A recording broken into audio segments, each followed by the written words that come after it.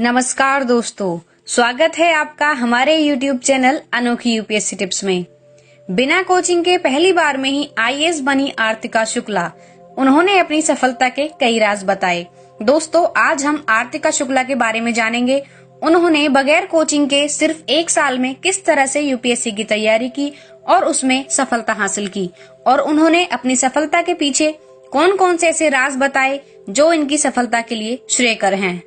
आज ऐसे कैंडिडेट्स की बिल्कुल कमी नहीं है जो यूपीएससी की परीक्षा में पहले ही प्रयास में सफलता हासिल कर लेते हैं, और वह भी बिना कोचिंग किए। डॉक्टर आर्तिका शुक्ला ने पहले ही प्रयास में देश की सबसे कठिन माने जाने वाली परीक्षा यूपीएससी की परीक्षा में सफलता हासिल की है। बनारस की रहने वाली आर्तिका शुक्ला एमबीबीएस करने के बाद एमडी की पढ़ाई कर रही थी, लेकिन शुरू से उनका सपना आईएएस अधिकारी बनने का था। उन्होंने एमडी की पढ़ाई के दौरान ही इस परीक्षा के लिए तैयारी शुरू कर दी और साल 2014 में सफलता पाई। इस परीक्षा में उन्होंने चौथी रैंक हासिल की है। अब बात करते हैं कि 1 साल में किस तरह से आर्तिका ने तैयारी की। देखिए, यूपीएससी परीक्षा की तैयारी आर्तिका शुक्ला ने सिर्फ 1 साल के अंदर की है। उनका कहना है कि उन्होंने योजना बनाकर यानी कि स्टडी प्लान बनाकर इस परीक्षा की तैयारी की शुरुआत की। आर्तिका शुक्ला का मानना है कि अगर किसी ने हाई स्कूल के दौरान सभी सब्जेक्ट्स की पढ़ाई ठीक से की हो तो उसके लिए इस परीक्षा की तैयारी करना बेहद आसान हो जाता है। सिविल सर्विस की परीक्षा में सफलता के लिए 10वीं क्लास के मैथ्स, इंग्लिश और जनरल स्टडीज के विषयों की जानकारी होना बेहद काम आता है।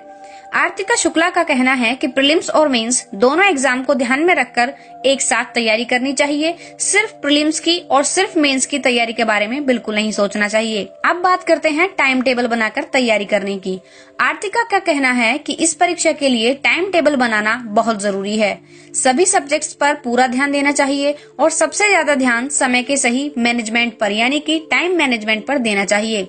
दोस्तों, अगर आपने टाइम मैनेजमेंट को अच्छे से नहीं समझा है तो हमारे YouTube चैनल पर टाइम मैनेजमेंट को लेकर एक वीडियो अपलोड है। आप वहां से जाकर देख सकते हैं कि यूपीएससी के एस्पिरेंट को टाइम टेबल किस तरह से बनाना चाहिए और अपनी टाइम मैनेजमेंट किस तरह से करना चाहिए।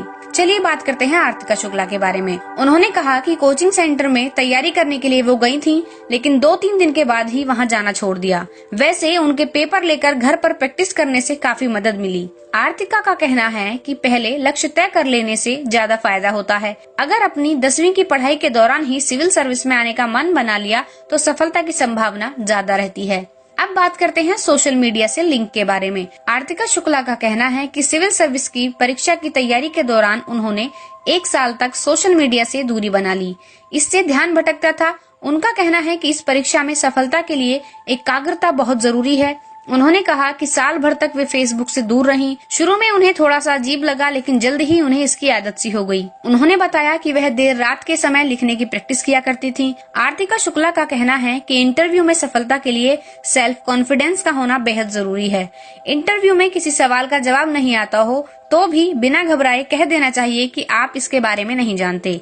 इसका अच्छा असर होता है।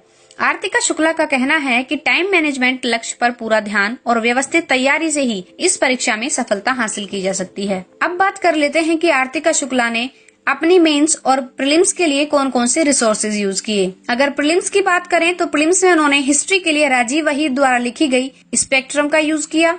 इकोनॉमिक्स के लिए NCERT book of class 12th and 11th, geography के लिए NCERTs class 11th and 12th और जीसी लियों के कुछ चैप्टर्स यूज किए। एनवायरमेंट के लिए शंकर आईएएस की बुक्स, पॉलिटी के लिए लक्ष्मीकांत, आर्ट एंड कल्चर के लिए सीसीआरटी की वेबसाइट और क्लास 11th की फाइन आर्ट्स की एनसीईआरटी बुक्स और कुछ कोचिंग मटेरियल। करंट अफेयर्स की बात करें तो द हिंदू और इंटरनेट की हेल्प काफी मददगार रही। इकोनॉमिक सर्वे और बजट के इम्पोर्टेंट फीचर्स। ये तो बात हुई प्रीलिम्स की।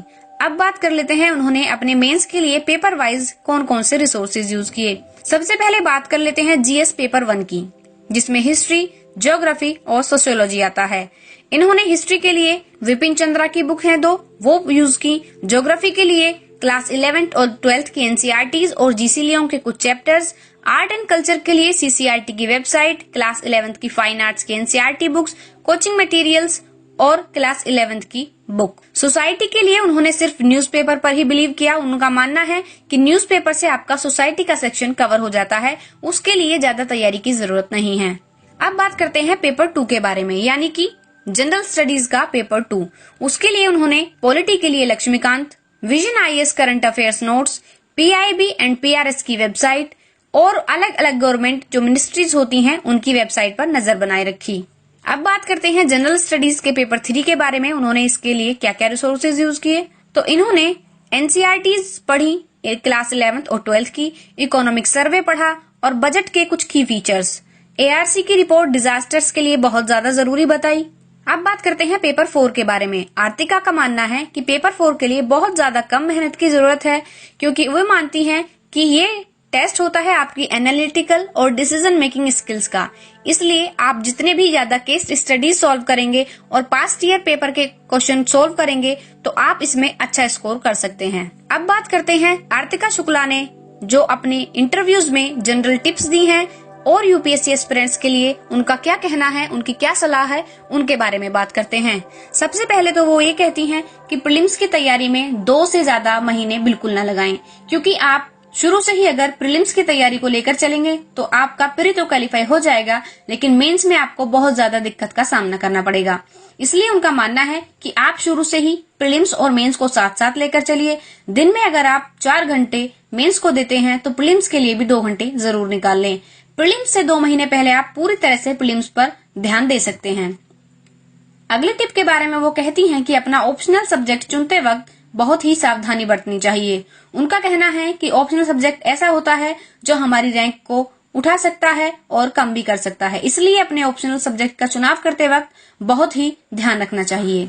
आंसर राइटिंग के बारे में उनका कहना है कि किसी भी व्यक्ति को इतनी आंसर राइटिंग प्रैक्टिस करनी चाहिए ताकि वो अपने एग्जाम में समय से पहले ही आंसर्स लिख पाएं। उन्होंने कहा कि उनके आंसर्स इस तरह से होते थे, सबसे पहले इंट्रोडक्शन, फिर बॉडी, फिर कंक्लूजन, उसके बीच में आप डाटा या फिर बहुत सारी रिपोर्ट्स के बारे में कोट कर सकते हैं। तो दोस्तों ये थी आर्तिका शुक्ला की स्ट्रेटेजी जो उन्होंने पूरी तैयारी के दौरान फॉलो की। इनके रिसोर्सेज क्या थे, कैसे इन्होंने तैयारी की। देखिए, बगैर कोचिंग के तैयारी करना इन्होंने आसान बना दिया है। अब कई सारे टॉपर्स ऐसे आते हैं जिन्होंने बगैर कोचिंग के घर पर रहकर ही तैयारी की है। तो दोस्तों उम्मीद करते हैं अगर आप भी कोचिंग नहीं जा रहे हैं या फिर घर पर रहकर तैयारी कर रहे हैं तो आर्तिका शुक्ला द्वारा दी गई ये जानकारी आपको पसंद आएगी और आप इन्हीं की तरह अपने बिना कोचिंग के तैयारी कर सकते हैं और सफल भी हो सकते हैं। तो उम्मीद करते हैं आपको ये वीडियो पसंद आया होगा और ये जानकारी आपके लिए बेहद लाभकारी हुई होगी। तो दोस्तों यदि आपको ये वीडियो पसंद आता है तो इसे लाइक कीजिए, शेयर कीजिए और हमारे YouTube चैनल अनोखी यूपीएससी टिप्स को सब्सक्राइब कीजिए। Thank you.